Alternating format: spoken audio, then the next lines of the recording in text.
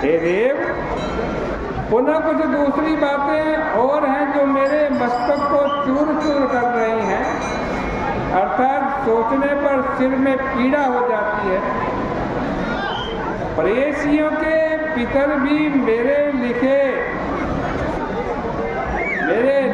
हुए को धोकर विष्णुलोक चले जाते हैं।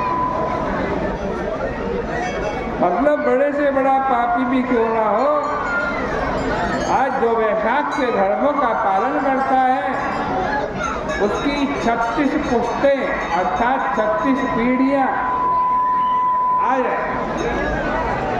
वैकुंठ लोक को चली जाती।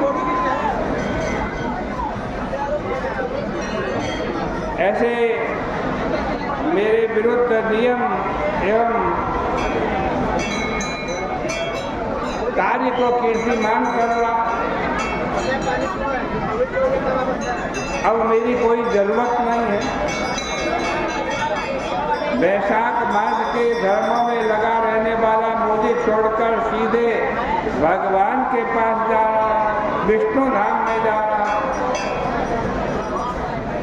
अरे मनुष्य यज्ञों के द्वारा वैसी गति नहीं पा सकता, न सभी तीर्थों, न दानों, न तपस्याओं, न व्रतों और क्या संपूर्ण धर्मों से संपन्न भी मनुष्य उस गति को नहीं पा सकता जिस गति को वैशाख का धर्म पालन करने वाला प्राणी पाता है।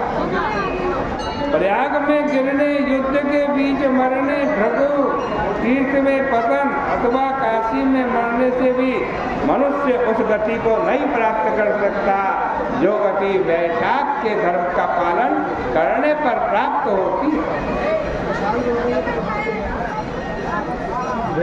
हे प्रभु, विष्णु भगवान के लोक को मैं अप्रमाण मानता हूँ, तभी तो करोड़ों करोड़ों जीवों के समूह से भी वो बर्तन है। यह राजा आपके द्वारा निग्रह दंड आदि के योग्य है महाराज, ये आपके विधान को भी तोड़ रहा है। इसमें तनिक संदेह नहीं कि सभी अन्य धर्मों को छोड़कर केवल वैशाख स्नान मात्र से ही असंस्कृत बिना किसी संस्कार के भगवान के प्रिय वैकुंठ धाम को जा रहा है।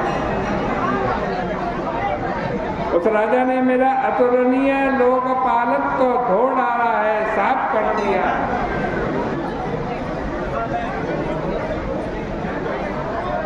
देखो, जब बच्चे का जन्म होता है तो क्या होता है, माता को बड़ा क्लेश होता है। केवल माता को क्लेश देने वाले पुत्र से क्या लाभ। अरे ज्येष्ठ मास की तरह, ज्येष्ठ मास के सूर्य की तरह जिसने अपने शत्रु को तपाया नहीं, ऐसे पुत्र को पैदा करने वाली माँ व्यर्थ और कुपूत के पैदा करने वाली।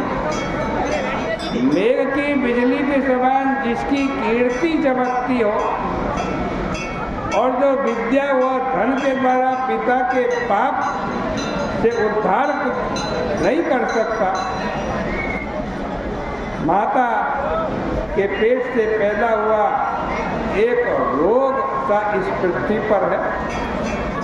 धर्म, अर्थ एवं काम, इन चारों पुरुषार्थों से जो पुत्र विमुख होता है वह सत्पुरुषों द्वारा मातृया अर्थात माता को मारने वाला कहा जाता है और वह पुत्र नीच पुरुष होता है। उसकी माता तो राजा की स्त्री थी तथा उत्तमोत्तम क्रियाओं से लोक में प्रसिद्ध थी। इससे संदेह नहीं कि इस प्रकार के एक एक वीर बच्चे को पैदा करने वाली माताएं विरले ही होती हैं। अरे जो मेरे लेख को, मेरी लिखी हुई बातों को भी तोड़ डालने में समर्थ है, ऐसा कीर्तिमान नाम का पुत्र पैदा हुआ। हे देव, ऐसा किसी क्षत्रिय ने नहीं किया। हे जगन्नाथ, मैंने पुराणों में भी आज यमराज अर्थात मेरा पद हटाने वाला कोई है ऐसा नहीं सुना। हे प्रभु, भगवान में लगे हुए उस राजा को छोड़कर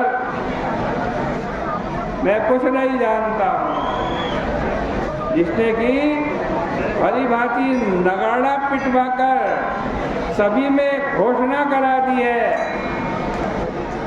और वैशागर धर्म करने की प्रेरणा दी है तथा हमारे मार्ग को रोक दिया।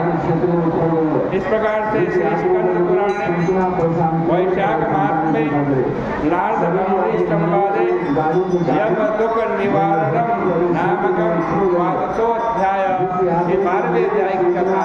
इसके पुण्य को भगवान के श्री चरणों में अर्पित करते हैं। बोली गंगा मैया की जय।